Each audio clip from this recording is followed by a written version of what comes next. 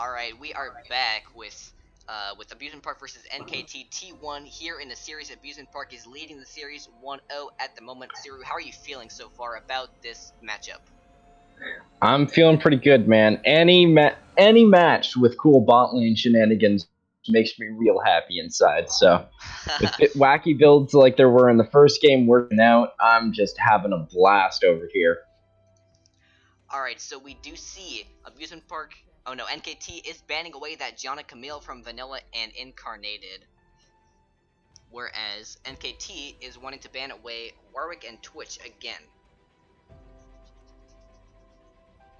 Absolutely. Ooh, the Abumu coming in. Hold on a here. moment. Not looking like there are too many adaptations coming out here from NKT's drafts. Oh, Sorry, no, Abusement Park's draft. there we go. I was getting all kinds of turned around with side swap and Yeah, I gotcha. names firing about. Okay. Yeah, So big adaptations coming out from NKT already. They've 2 of their 80 carry bans come in here. So I do see that Xin Jiao ban, but I don't recall. What team was it that missed the ban last phase? It was the Abusement Park. Incarnated is for their starting. Oh, I see. Okay. Yeah. Oh boy. Well, it looks like we're going to be seeing King Arya Oh, King Arya on the Shaco.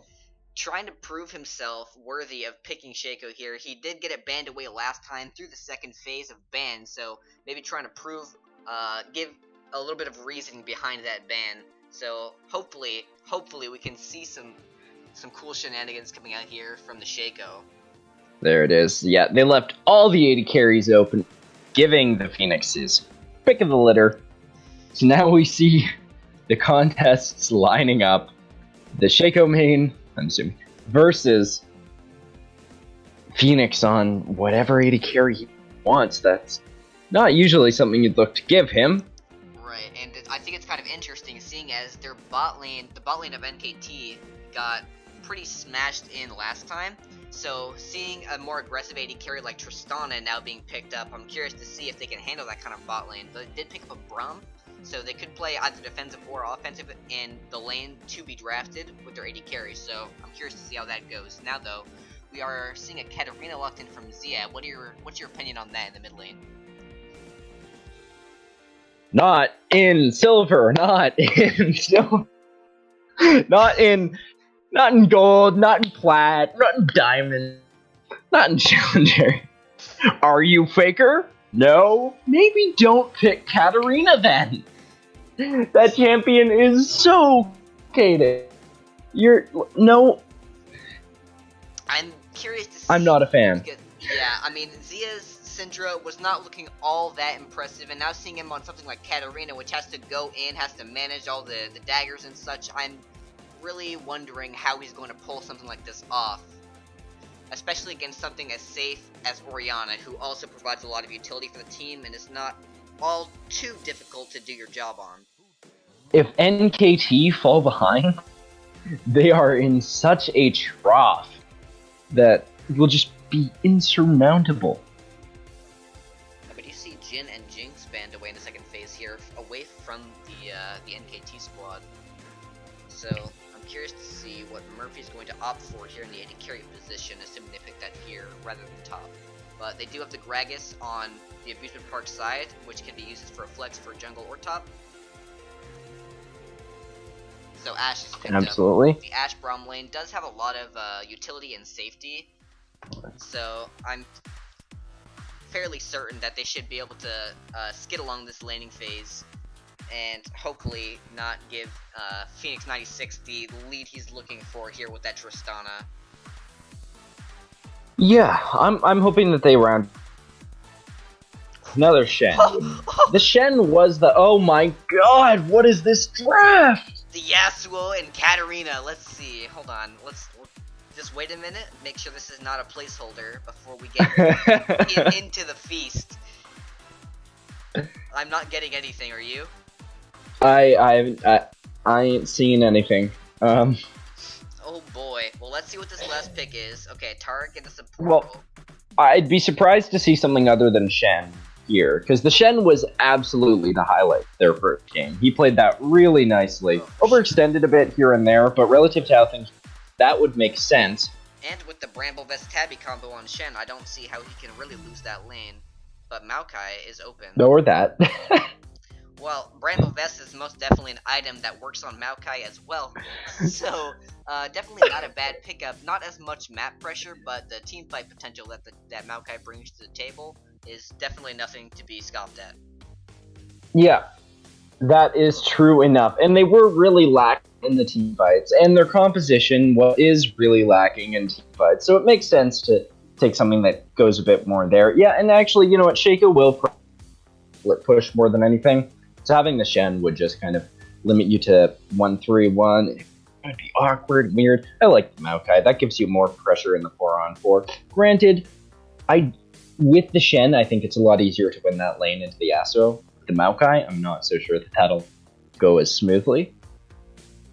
But we'll see how that boils down. What's your take on it? Well, what I'm really looking at here is the Wombo combo potential on the side of the Abusement Park here. Yep. We see Yasuo, Gragas, Orianna. That makes for quite the nasty combination, assuming they can coordinate their engage properly. So I'm excited to see how Yasuo plays out here. He did have Vanilla did have a pretty strong showing on the Camille, so maybe he has like this knack for duelist champions and split pushers. We'll see how it plays out. Definitely don't see too many Yasuos, but I think it has potential to work out against something like a Shaco Katarina. And you do have a lot of champions on this team to facilitate his ultimate as well. It's not one of those compositions where you're in solo queue and you don't have a single knock up on team and somebody walks in Yasuo when you're already full AD and you just kind of go, why? Yeah. Why would you do this to us? Yeah, there is a composition around this that kind of allows you. You got two things already. You can kind a lot of strong team fighting. You can kind of cross your fingers and believe that Vanilla MF was not forcing his team to pick Yasuo. Not gonna get flamed too much for that pick, but we'll see as Champ Select does load up here in just a few minutes. So let's talk about the matchups individually. How do you feel about this bot lane matchup?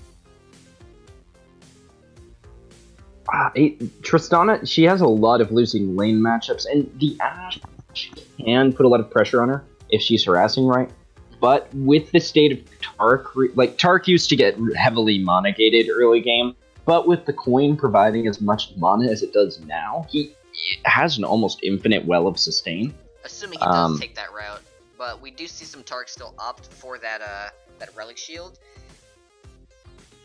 Right, I would be surprised in this lane though. If you are taking the relic shield when you have the opportunity to take coin, especially with the state of coin right now for bot lane, you take it specifically to avoid dying or really do well in extended trades. But the amount of coin and mana that you get, it is such a great item for Tarek especially. Oh yeah, now that his Q has become very spammable, and in the last buff to him where both of his passive autos do provide a charge of that Q, it gives him the opportunity to spam out that heal. So I think that coin and even potentially Ardent I've seen on some Tarks recently will be a nice combination to go with, but we'll just have to wait and see what he goes for in the bot lane here. But assuming that they take the right approach to this, they should be pretty safe bot lane. And we do see another heal barrier bot lane for the Tristaric. Yeah, and they really like that strat apparently, looking like prototype a little bit. Yeah. And it was working for them last time. The barrier almost never came out from Phoenix. Looking back, honestly, but yeah, it didn't come out too often, but in something a little bit more aggressive here with the Braum being able to lock down targets a little bit more consistently than Thresh, because he doesn't rely too much on skill shots, I think it could still work out as a pretty useful summoner spell.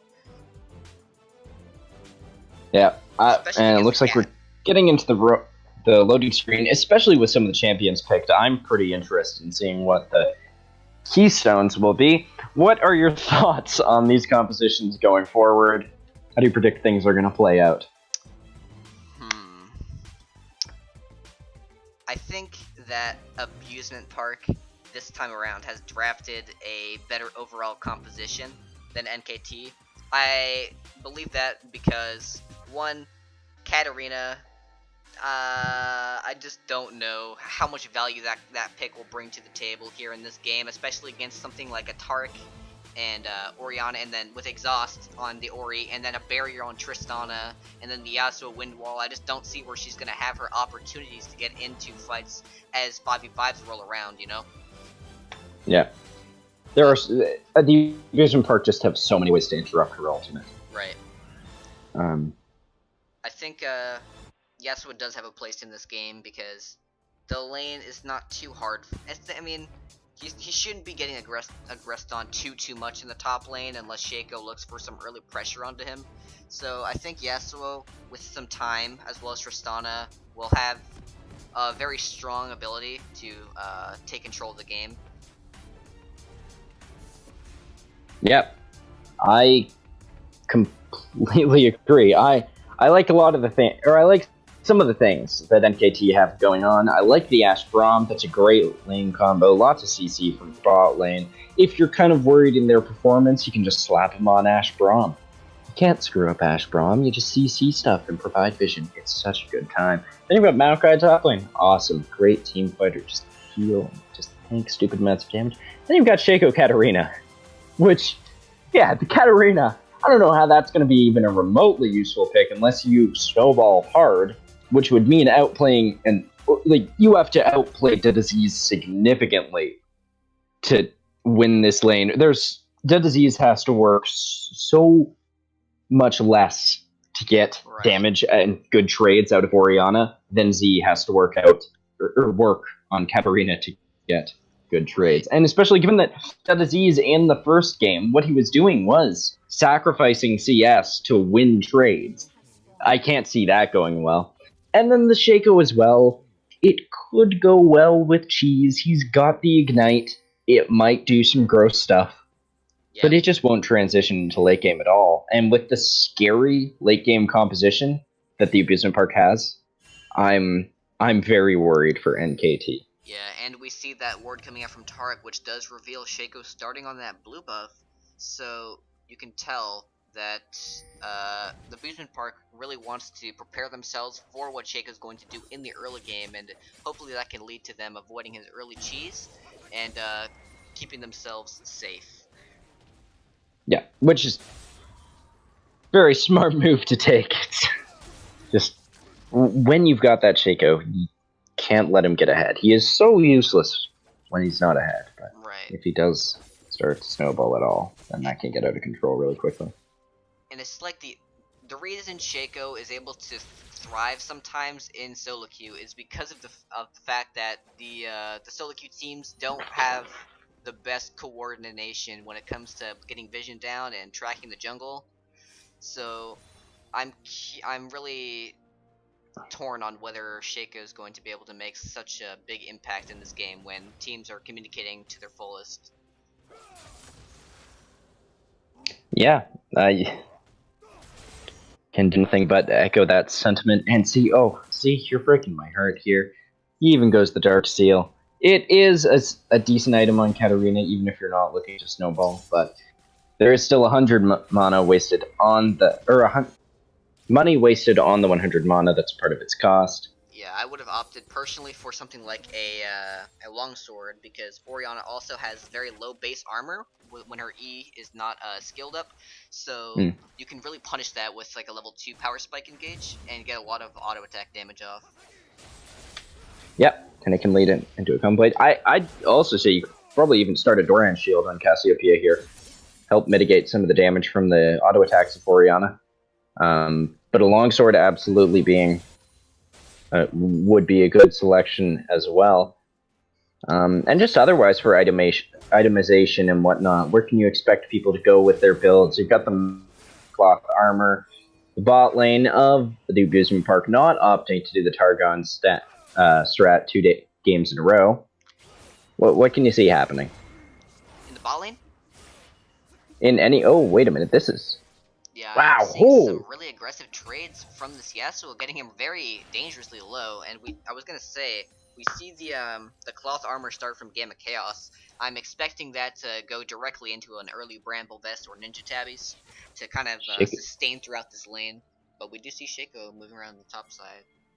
Gets spotted out pretty quickly by a ward. Vanilla also spotting the Shaco box. Won't fall for the bait.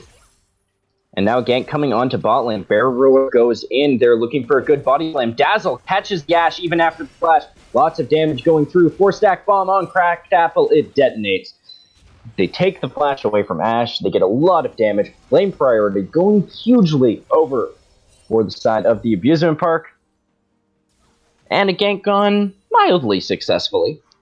Yeah, assuming Bear Ruler does make a return, or Phoenix and Incarnated as a duo can punish that kind of loss, they definitely have a good setup going for them here in the bot lane.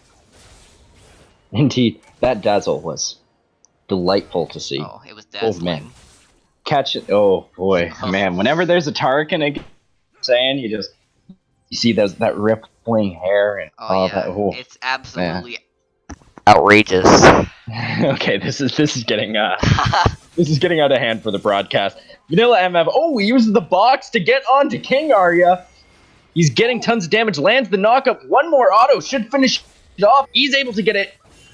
Goes for the backwards dash too. Falls down. Secures the first blood for himself and draws away the mid. That was also a potentially really cool play from Vanilla MF. He walked into Shaco in order to make sure that when he queued backwards, he would hit both targets at the same time, and he was probably hoping to get a double kill with the burst damage from the Q. So, it could have been a really cool play, but just did not have the stats to back it up at the time. But it does back and pick up BF Sword first back instead of like a Zeal item, which I think is a relatively smart move considering he's been able to dominate this top lane for quite some time, but it will all depend on Maokai's itemization. Does get that Bramble Vest. And while this will help him to tear down top lane a little bit more, he was already doing that, and the kill going on gives her some breathing room. But it might not matter, as the Thunderlord's proc takes down Zia in a trade. Doesn't wait out the Orianna ult before he goes in and just gets smack-daddied by that thing. Yeah, really just did not respect the damage of Orianna, and Ori, the disease, did not even have to burn exhaust to get that kill, so it's like probably just a mistake in terms of analyzing Zia's damage. Well, bit of quite the extended trade coming out here. Vanilla MF literally killing himself on this Maokai. Forced to retreat, but Bear Ruler comes in for the save. I didn't even notice the sub in. Looks like we've got a different jungler from the first game. And he's able to save his top laner's life. That's why there was 3 bans in the beginning instead of 2 for NKT. Oh boy. They did ban out that Xin Zhao. Ooh, the follow flash from Zia. Stops at the corner for a little bit of a break, but does manage to pick up that kill. It's exhausting work having to chase down someone like the Bear Ruler all day. Absolutely. Oh, and now he's going back in. He pulls the ult onto Vanilla MF. Gamma Chaos goes in to close on kill. Now it's Disease versus this Maokai. Lots of damage coming through. Oh, and he walks back a little bit too far. He's going to have some trouble securing this kill. Now, you might not be able to get it here. Shockwave not available, so it does not look like the Disease will be able to pick up that kill unless he, for some reason, flashes, in which case Gamma could respond with one of his own. So, relatively good job by the Disease to pick up a return kill onto Zia there. But Vanilla MF dying in that 1v1, he just did not respect that Bramble Vest by Maokai and ended up taking so much damage that he just was not expecting. Yep, absolutely. Opting for an Infinity Edge first back, which... sorry, not an Infinity Edge, pardon, a BF Sword. We'll likely look to transition that into an Infinity Edge. Now I'm curious what he's doing with this Longsword and Ruby Crystal. Oh, bot lane's going aggressive here. Dark Ult comes out. Murphy and Cracked Apple now. Fair amount of damage onto Incarnated, but he does have sustain and will be able to pull himself back while a good return trade comes in. Now they've got the ult onto Phoenix. Lots of damage coming forward. Braum passive. One more auto attack is not it. Get it. Cracked Apple gets knocked back, and that kill will go over to Phoenix. Great counter gank out of the Barrel Roller. Sniffs it all out, and Z isn't even able to find an entry in any way, shape, or form. It's forced back into the mid lane. Meanwhile, Disease is able to just walk into the red side jungle and screw with King Arya's day, is able to pick up that kill, show off his killing spree. Good play out of the Abusement Park once again. Yeah, I really liked the way Disease moved up into the red side jungle when there was nothing else to pressure him away, and I also liked the fact that he was not hesitant to use his ultimate. I'm sure he was going for the red buff, but maybe he noticed that after he popped that ultimate, Shaco was dangerously low, went for that kill, and managed to pick it up in the end. So I think well played by Disease so far this whole game. I'm really liking the Orianna coming out in this game. Now Z is coming in. He's looking for an opening. The ult comes out of Maokai. The root is going on to Vanilla. Vanilla, he's able to knock out the Katarina ult, gets a two-man Yasuo. Now he's just looking to stay alive a little bit longer. Can Disease clean up both of these kills, or will she be stuck with just the one? It looks like the latter of those options. And another one-for-one trade. Yeah, we're seeing quite a few one-for-one trades where Vanilla is sacrificing his life, but Disease coming in strong with all the return kills. So I'm liking this kind of the play from Disease, but I think the over-aggression from Vanilla, as well as his odd build, is kind of holding him back. Yeah, absolutely. With that Longsword and Ruby Crystal going into a Yarn's Fist, I guess he's looking to get an early Frozen Mallet, which is usually the item you take when you really want to chase down your kills. Yeah, but like him with the Phage last game, he's not actually in command of these kills, so getting more ability to chase them down doesn't do too much for him. Yeah, it does not really have the strength and lane that he had before the first back when Maokai didn't have that Bramble Vest, so I think he's being somewhat disrespectful of the strength of the Tabby Vest combo that Gamma Chaos has opted for this game.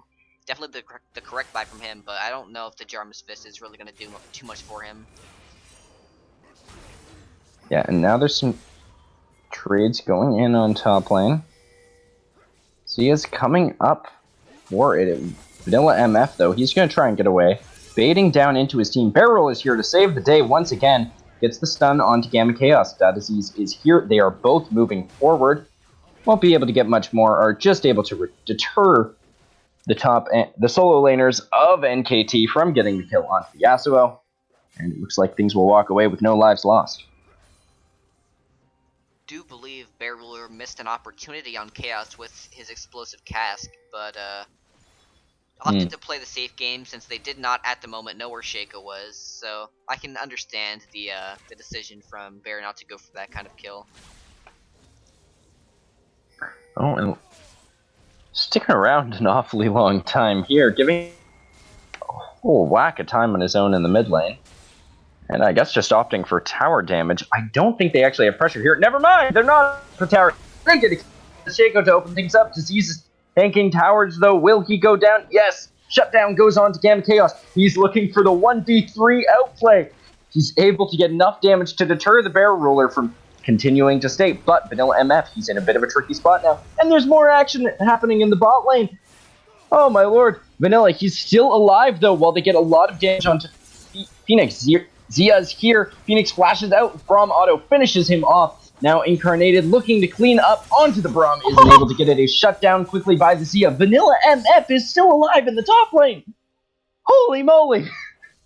Gamma Chaos, for some reason, just not feeling this kill on Vanilla in the minion wave. Oh, and King Arya, he's here to clean it up. He gets the quick kill onto Vanilla MF. I guess they really wanted that extra gold for the Shaco. I can respect that. Shaco needs to snowball. He certainly wasn't prior to that. Maybe this is the little push that he needs. For sure, and I really love the way that NKT played that bot lane skirmish. The way Braum played that was just so good. He's just in and out of the bush, baiting out champions with the vision game, the mind games, and he just like swoops in, swoops out with all the CC he needs. So I think really well played by Braum there in the end. Gave them the advantage they need to win that fight. Absolutely. And now we finally got giving my throat a bit of a break here after a solid 2 minutes of constant fighting and movement. With the state of things currently, are there any revisions that we can make from our predictions in the Champion Select? I think that Vanilla MF did make a mistake with his build path, as he's building into 3 different items at once right now. You know, he made some over-aggressive plays in the top lane, which kind of stunts him from scaling, so I think their ability to play around him has been reduced, although Disease is making up for that greatly with the 5-1 score he's got now, playing around the map very well, so I think that if the NKT squad manages to extend their lead in the top half of the map without being punished too much by Disease or Phoenix in the bot lane, I think they have a chance at actually making a case for themselves in this game. Oh, the dash back into... Oh, and Vanilla is failing to sniff out the gank here. Now some more aggression onto the bot lane. And it'll resolve fairly peacefully. All members walk away full. And I relatively see, close to full health. A little bit of damage in favor of the Abusement Park. if you look over at Abusement Park's bot lane, you see the Trist actually, when they backed, they picked up the Relic Shield and a Cole. So, definitely going for that gold scaling game. Looks like Tarek is also going for the Ardent, as I had predicted. The coin Ardent. We definitely saw that as an option to Champ Select. They are going for it, so I think it will give them some really strong power in the mid game. Oh goodness, now 4 people heading onto the bot lane. Are they going to be able to get... Oh. Comes down, he gets ignited, but it's able to save him as he gets Ash ulted. He's able to jump away to safety, a 1-for-0 in favor of NKT. But Phoenix able to survive with his life, even though that was a very tricky situation to get out of, and it looks like a lot of damage will come onto the mid lane turret as a result. Oh, now they're looking for a 2v2. Orianna ult goes down, catches them out beautifully. And a little more damage. One more auto should finish Cracked Apple here. And it doesn't look like he's going to be able to get that. They'll have to settle for the 1-for-0. And that will be that. Luckily, though, they do manage to pick up first tower for themselves in their most favorable lane. So, well played by the Abusement Park to keep focusing on their strong side of the map. But you can see that NKT is definitely making some more team-oriented map rotations, which I like from them. It's going to play a huge role in keeping them in this game for the time being. Yeah, although it was a bit questionable, because they were the ones who fight in mid lane, but now there's things happening top. Vanilla MF, he still hasn't had enough. He does wind wall Maokai ult, really nice, and having a nice favorable trade for getting a lot of damage onto the Maokai, and taking very little in return. Now, however, there's 3 people moving on to top lane. Is he going to be able to find his way away from this, or will he fall once again? Is able to catch the Katarina just with the tip of that, and he's still looking for damage on her, able to flash away. Are they going to look for the tower dive? They opt not to. And Vanilla MF finally able to dodge one of these ganks. Yeah, maybe a little bit telegraphed now here from NKT, as every time there's nothing too crazy going on the map, they're looking for a 3-man or 4-man top lane to try to kill Vanilla MF, so he finally does sniff one out and escapes with only the use of his flash, instead of having to use flash and his life. And they get the stun onto Murphy. Phoenix jumping right in, having no... Doing so, Tarek ult comes down. Is it going to save him? Yes! Just enough to get him away from the action. Now the heal's able to be here, but the Ash ult will take him down. And there's more aggression in the top lane. Vanilla MF able to snag himself a kill. Back in the bot lane, though. Aggression coming onto the Phoenix. They want both of the kills. Their jungler has died by the enemy top laner. They want to... They're able to clean up that kill onto the Phoenix. Now Vanilla MF taking tons of damage from the Maokai. He's able to flash in to get that kill. Zia kills Orianna. Everyone's dying. What is happening in this game? Everyone's dying across the map, but I'm actually a bit surprised to see Disease going down to Zia when Zia did not have Ignite up and Disease had Exhaust. Especially considering that Disease does have a kill lead.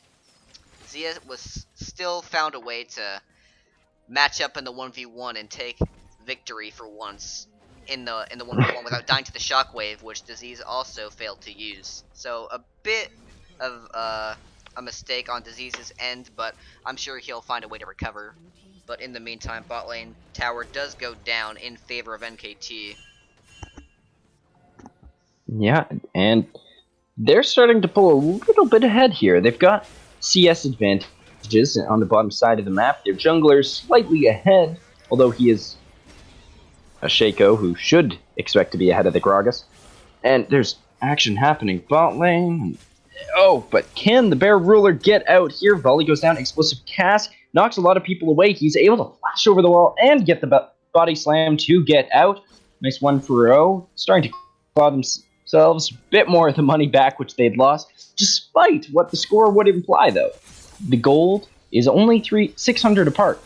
Oh, Zia, he's looking for aggro. He may have bitten off a bit more than he could chew. Vanilla MF able to clean up that kill, start to get some money for himself, which is much needed. Meanwhile, we've got Phoenix up in the top lane. He's going to have to deal with a very large Maokai. Aggressing onto him again and again. Oh, God, I can't keep up with it. It's so constant. Oh, everything on the map is happening at the same time. I would say it's unfortunate, but it's also very exciting as well. So it's kind of a mix of both. It's a best of both worlds. Or maybe a best and worst of both worlds. I don't know.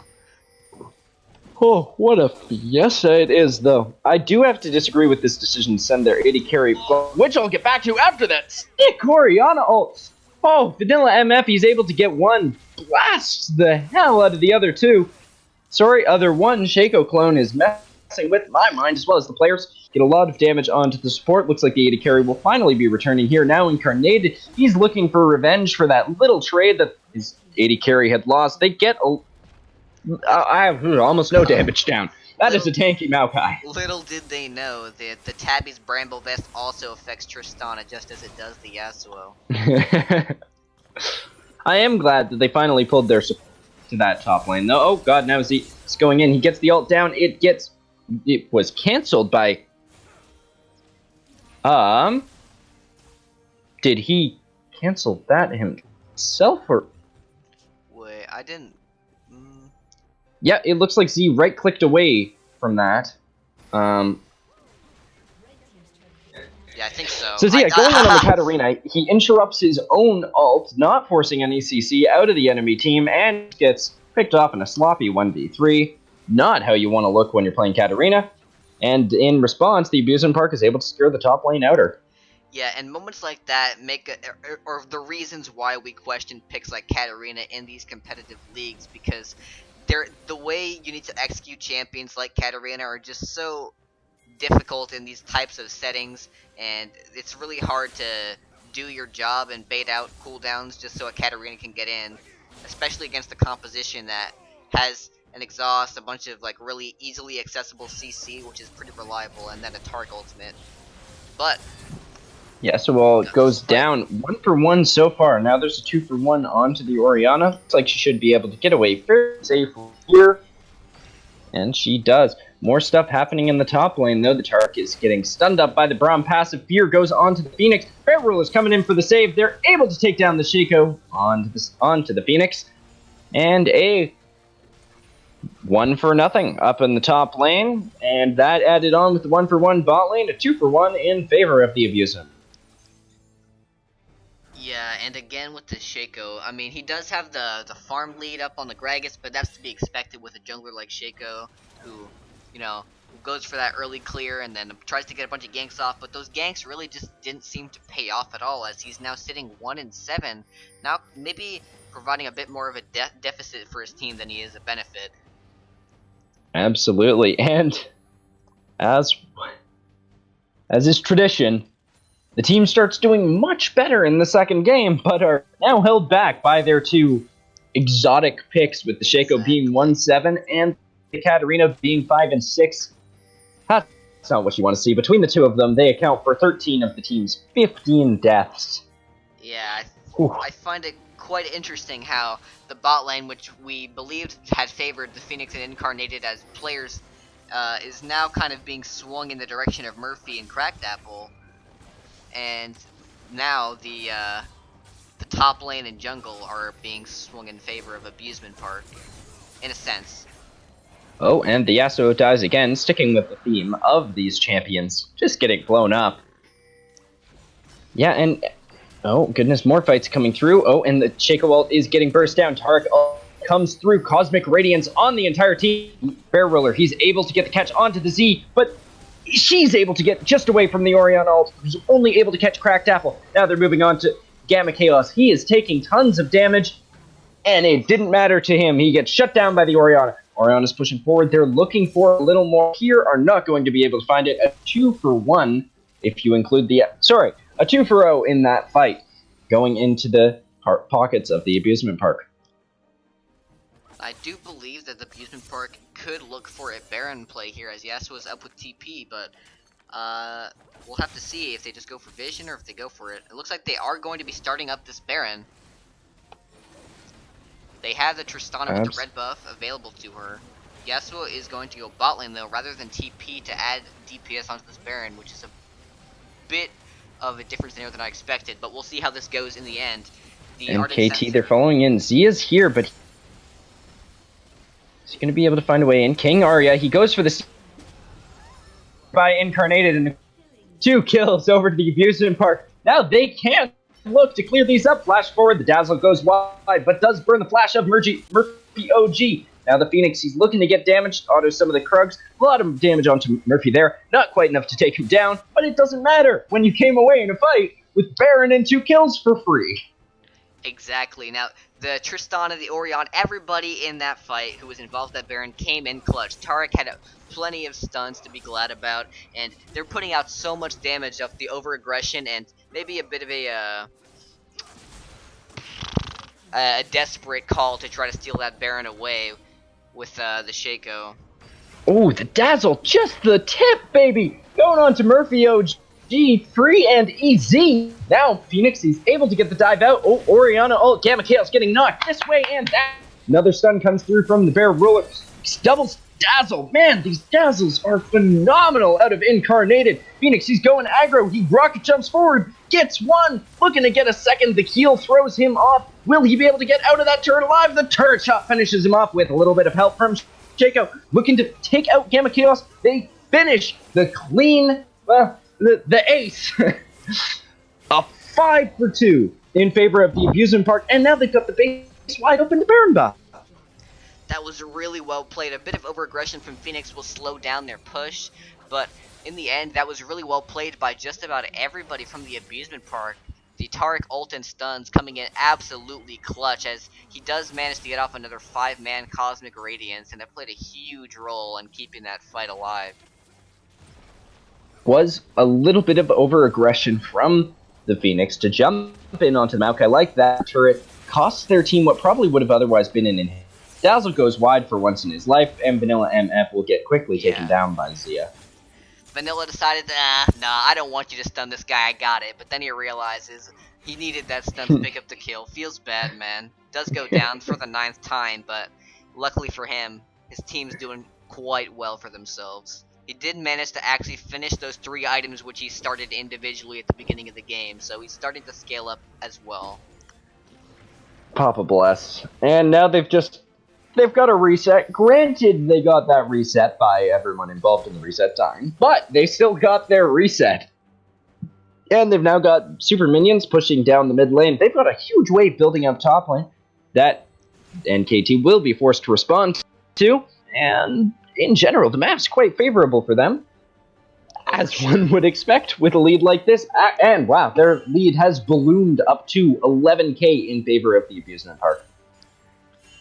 Yeah, we did see a bit of a gold lead for NKT, but as these team fights started rolling around, the Abusement Park just showed such better control in the fights. Oh my word! Now the Yasuo scales Vanilla up. MF, he does so much damage onto Murphy OG. Dazzle comes cracked out. He will be quickly taken down. Now the Cosmic Radiance, they're just going to look to clean up the base.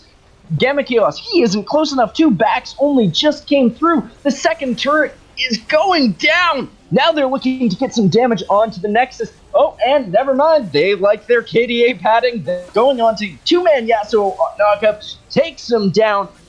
And they're going to ace the enemy team. They're going to take the Nexus. They're going to go 2-0 in this series, looking for the clean 3-0 for the Abusement Park.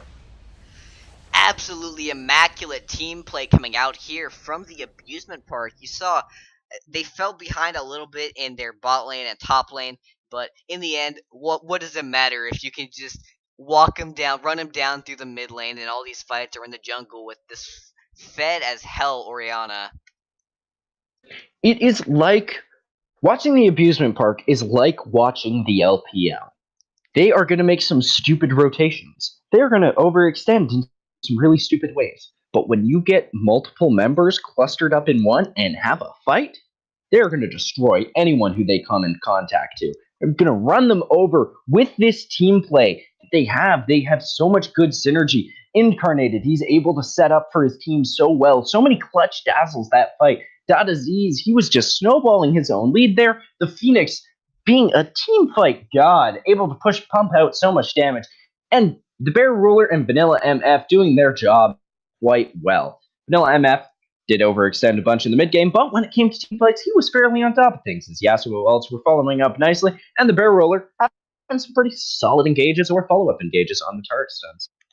For sure, I think that all their team play and team movements were very clean in that game, and you can tell by even though they were behind by the fact that even though they were behind in some sense in some of the lanes, like their bot lane was not snowballing as we had anticipated, and top lane was favoring the Maokai quite a bit because of the armor stacking. They still played their team fights to the best of their capabilities and ran them down, kind of like UOL would. Now, going into the damage charts, we actually see Yasuo topping the stats at 27k damage, even higher than the disease, which I think is surprising considering how many great Orianna ults we saw coming out from disease that game. Yeah, I guess when you're just constantly trading into attacks, a great way to buff up your numbers. He was getting a lot later game, to be fair. True. Which I think was likely the secondary pattern for his, or possibly the primary pattern for his damage charts. Oh yeah, following up on all those Ori ults has definitely done a lot for his stats. So overall, I think stats to be expected. I'm actually a little bit surprised that Zio was able to top the damage for his team, considering Ashe was so far ahead, but some of that can be contributed to the fact that Ashe opted for that Essence Reaver build, the more utility ult spam build, rather than going for something more aggressive, like an IE or a Bork. Yeah, absolutely. So, showing a little bit more shaky in this game than the last, they are still able to close out the game and make it a nice 2-0 in the series. Yep, so well played to both teams. Hopefully we can see something come out from NKT here soon to pull themselves back into this series. They are looking for a reverse sweep here to bring hopes back and clutch a semifinal spot for themselves. So, we'll see you guys in just a few minutes as we load back into Champ Select and get everything sorted out for this next game, potentially match point. So, see you guys then. Don't go anywhere.